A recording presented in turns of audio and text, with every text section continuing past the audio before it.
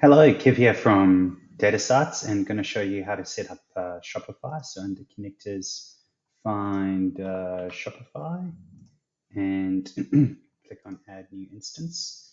Give it a name, like here we're saying this is the dataSights Shopify store, but you can call it whatever you want.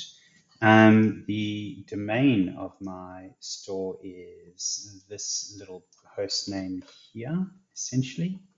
Ignore this. This is LastPass being not so helpful. Don't worry that this is 2027 and this is only one. This is the current version of the API. And essentially in here, you want to click develop apps. So you need to be an admin of your account and click on allow custom app development and allow custom app development. And from here, we're going to create an app. We're going to call this dataSights. That's fine. And exactly, so here you want to configure the admin scopes and essentially just click on all the reads. So I'm just going to pause this here. Okay, so we've clicked on all the reads. Now we can click on the API credentials. And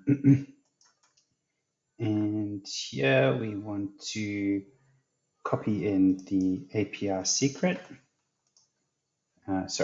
Over here is the API key. And over here, I want to click show. This is the access token and number of months to get orders. So let's go back, say 36 months. Well, then the host name will be dataSights store. So sorry, my bad, as our validation is saying. So let's first come here and, oh, sorry, I kind of messed that up. Let's, let me pause again and click, bear with me. Okay, we've done that now. So let's click save now.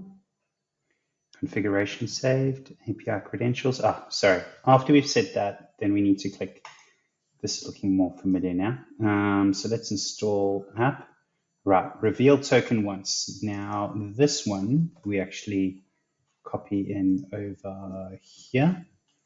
And this one, we copy this over here and hit save.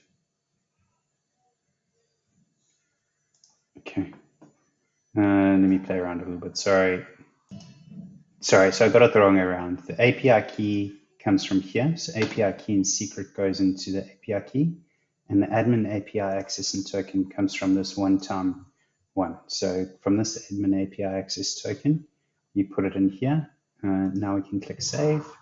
And there we go, happy days. Now, if you haven't already, then you can come into the sync section, add a new sync for, obviously, we have quite a few.